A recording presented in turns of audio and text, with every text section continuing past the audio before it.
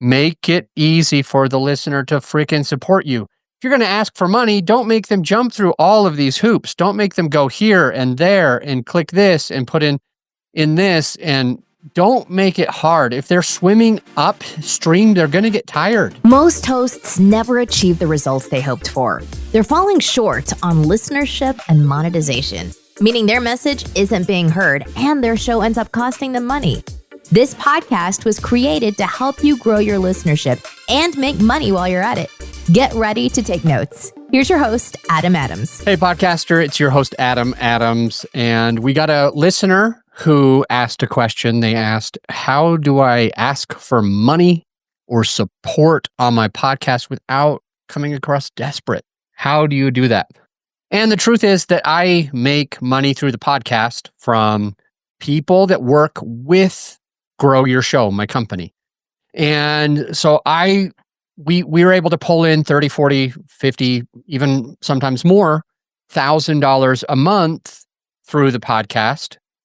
So I never would want to ask, I know I wouldn't personally care to ask or think to ask, and I haven't practiced asking, please go to my Patreon or anything like that. But it does beg the question, is everybody like me? No, not everyone is like Adam Adams. Not everybody is able to make money this way or that way or that way. There has to be multiple ways. And we talk about in other podcasts, the 7 ways or the 11 ways. It depends on which episode we're talking about, how you make money through your show. And one of the ways is by getting listener support. And let's talk a little bit about how do you ask for money from your listener without sounding desperate? How do you do that? And I've got some notes in front of me that are going to be able to help us to go through this. And I've got 8 tips, 8 different tips to help you ask for money. If you're not selling a product or service through your show, then you might do this. I do still think that having a product or service that you can help your listener with is going to be the best form of income. But if that's not where you are today, check out these 8 things. Number 1, you want to show what's in it for the listener. What I'm saying is, if you're asking for money, don't make this shit about you. It isn't about you. It isn't about how much you need money and how much your podcast is costing you. You want to focus on what the listener gains by being a supporter of the show. So you want to offer some type of incentive, maybe a bonus episode. You want to be able to shout them out, give them like a t-shirt or other type of merchandise. You also want to help them feel like that making that contribution to you or to your show it feels valuable to them and it encourages support. So number 1, you want to make it about the listener, how the listener is going to feel because they do this, what the listener is going to get out of this. Are they going to get more content, additional content? Are they going to keep being able to get content? Are they going to feel good inside, etc.? Number 2 out of 8 is that you want to give a clear and compelling reason for that support. What the money goes to, for example, hey, we're taking this money and we're using it to cover the cost of editing. So if you want this podcast to be edited professionally, you can do your support by doing X. This is where you go to do that. So number 1 was what's in it for the listener. Number 2 is what is going to happen with the show. You're not going to quit the show. You're going to be able to sustain the show, keep it going, keep offering more valuable content like this. What is the reason for it? What is the money going to go toward? If you give them a clear purpose, then the listener is going to understand and they're going to be more willing to contribute. Number 3 of 8, you can leverage social media, social proof. I said social media, but I meant social proof. What is social proofing? It's essentially if I want you to know that this is something you can do, I'm going to let you know about somebody else who did it. And that's one of the reasons why, going back to the first question, why do we give people shout outs? Hey, I'm going to shout you out. Hey, go ahead and anyone who puts $30 toward the podcast this month, I'm going to give you a shout out. I'm going to shout you out. I'm going to talk about you, maybe even talk about your business. What is that? But going into number 3 in the social proof, we want to figure out specifically, we want them to understand specifically that other people are doing it. They are not the only person that's going to contribute to the show. They're not going to give you $100 and nobody else is giving you money. If they give you $100, they want to know that they're joining in with other people doing it. So you need to find a way to have social proof. Yes, by giving shout outs. So currently you can, if you mention existing supporters, highlight the contributions of others. Hey, thank you, John, for being one of the top donators of $5,000 this month.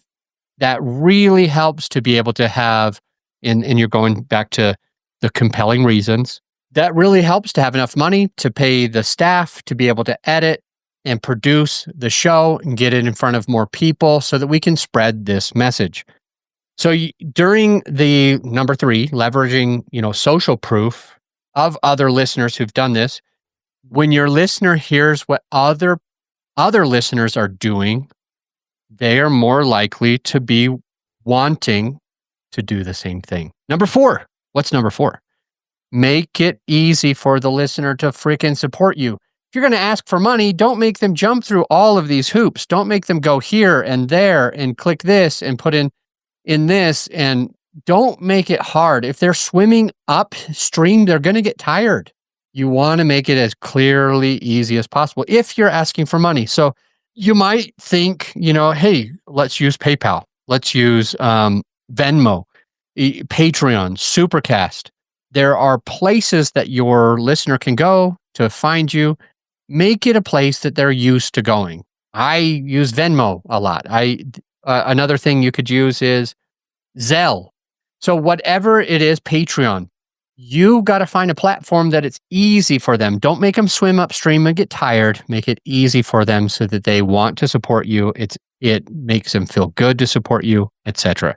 And make sure that all of those links are included everywhere. Like they got to be in the show notes. They got to be in your social media. They got to be on your website. Put them in the episode description. So once you have that Patreon link or PayPal or Venmo link, put it everywhere. This is where you go. Go to my website. You'll click the green donate button, and that's another pro. That's another thing for me to share with you. When you tell them, hey, go to the website and support, nobody knows how to do that. That sounds challenging. It sounds difficult. It probably isn't, but to their brain, it's like, yeah, I don't know I'm not about to figure that out. I'm not about to figure all of this out just to give him money, give her money. So make it easy. And here's what I'm trying to say. By telling them that there is a green button in the middle of the page on your website. Now they're like, oh, I just find the green button. I don't know why, but it works. The psychology of go to the website and donate is like, I don't want to figure that shit out. But when it's on the website, you're going to see a green donate button. It's fairly easy. Then they're going to be like, oh, okay, it's easy. I'll do it. But just remember, don't make them swim upstream. Make it easy for the listeners. That was number 4. Number 5 is you want to repeat the call to action. What am I saying? You want to share that with them a few times on the podcast. If you just say it once, they might think that they might want to do it. But if you say it, for example, in the beginning, middle, and end of each episode, and when I say each episode, I mean multiple episodes, eventually they're going to come around and they're going to do it. They might be busy for the first time, the second time, the third time. They might still be busy the 12th time that they get this. But if you stay consistent by putting it at the beginning and end, at least, of every single episode, eventually they're going to come around. Eventually they're going to donate. Not everyone donates immediately. Hey, my friend, as you know, this episode is sponsored by my company, GrowYourShow.com. We want you to be able to have the best tools at your disposal without costing you a whole arm and a leg.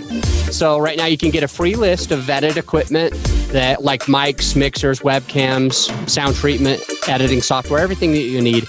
I created the whole PDF with direct purchase links just to save you time and money, to help it be more convenient for you. So this free PDF will help you skip all the guesswork. If it's on there, it's vetted and approved by yours truly. And if it's not on there, it's probably not worth the money. So go ahead and get yours at growyourshow.com/ PDF. Let's get back into the show. Going back to how I make money through my podcast is that I sell services. We support podcasters by taking off all of the hard stuff for them. We do all of the stuff that makes it hard on them to be able to get their podcast taken care of. They pay a small amount of money every single week. It just automatically comes, and we'll edit 1, 2, 3, 4, or 7 episodes every week for them. That's if they're doing daily episodes, or if it's just weekly, then it's one a week. So they'll have that payment. They don't have to keep paying it. It's automatically taken out. And we agree that whenever they send us at least one episode a week, we'll edit it, produce it, publish it, do all the back office, write their show notes, email their guest, create all the promotional materials, put that on social media. So they just do the one freaking easy thing, is the thing that they want to do. They record their podcast, and all of the other hard stuff is taken care of automatically for them. That's a big deal. If we can share with them what's going to happen, it's going to be able to help them. So we might have a call to action on multiple episodes. And here's my point. When that person hears it for the first time, they don't always hire us. Isn't that sad? They don't always say, yeah, I've got to work with Adam because he told me this one time. Yeah, I've got to donate to Sarah because she asked for it one time. I have to continue to show social proofing. I'll talk about Amber, who we did X with, and now she's making $3,500 every month. I'll talk about Alex, who wasn't making any money on his podcast. In fact, it was costing him money. And then he started working with us. Then he was making $9,500, nearly $10,000, for 2 years straight. If you made $9,500 2 years in a row, you would have made over 200 grand, and you're wasting time by not hiring us. So that puts it in perspective. That also brings us back to the social proofing, because I'm showing you that others have worked with us and others have gotten success, and still, do they hire us the very first time? No. How sad is that? We just got to keep talking to them. So repeat the call to action multiple times per episode and multiple episodes in a row. Always use these tools, these 8 tools, if you want to make money with your podcast by asking for money. Number 6 is, because number 5 was repeat the call to action often. Number 6 is to be genuine in your ask. So when we talk about being genuine, I really mean be your whole self, be your real self. Does it seem like right now, just you and I are talking, does it seem like I'm performing in front of some giant audience? No, it doesn't feel like I'm speaking to a million people on a stage. It doesn't feel like I'm trying to be perfect. It doesn't feel like I'm being fake or anything like that. I'm just speaking with you. I'm having a conversation with you. And you should be able to feel that it's natural, it's authentic, it's really, truly me. I'm being genuine. And so when you ask for things, when you talk to people, you just talk to them like they're a person. Don't talk to them like you're performing a thing. Just don't do that kind of crap. It's not going to come across well. They're not going to resonate with it. It's not going to get you the money that you're looking for. Just be genuine and authentic. Express the passion that you have for your podcast. The listeners who are checking out your podcast, they're going to be way more likely to support you when they feel like you're being sincere. Number 7, utilize features. Like, for example, if you have, I'm just going to randomly name Buzzsprout. If you've got Buzzsprout, Libsyn might have this, others might have this. Use that support in the app. Find the way to have this stuff in the embedded player on the descriptions of the website, etc. So if you're using a hosting platform that has these abilities or capabilities, then go ahead and find them, use them. If you don't know, Google it, ChatGPT it, say, hey, I'm using XYZ hosting platform. Is there a way to get this embedded? Something like that. Number 8 is you want to encourage the listener engagement. So that means to direct the listener to submit their own questions to the platforms. For example, this question about how do I make money through my podcast? How do I ask without sounding desperate? This was an actual listener of the podcast who wanted to know, hey, how do I make this happen? How do I get this without sounding desperate? And so because one of our listeners was engaging, you might engage too. You might say, hey, I'll ask as well. And that could help you to be able to make more money from your podcast. Make sure that you promote it across also the videos. So if you're doing YouTube, if you're recording already video and you're producing the audio, use the video, do the same thing. Put those links on YouTube, etc., wherever you can, on your website, everything like that. And so there's a few ways that you can ask for money without sounding desperate. Are we going to wrap it up? Yeah, we're just going to say the 8 things really fast. Make sure you've got good notes. And number 1 was you want to show what's in it for the listener. WIIFM. That's everybody's favorite radio station. What's in it for me? Number 2, give a clear and compelling reason that they should support the podcast. Like, where's the money going to? Number 3, you want to leverage social proof by showing them that others are also supporting. Number 4, make it easy. Don't make them swim upstream. So PayPal, Patreon, whatever. Number 5, repeat the call to action over and over and over. Number 6, be genuine. Number 7, utilize the features. And number 8, encourage engagement.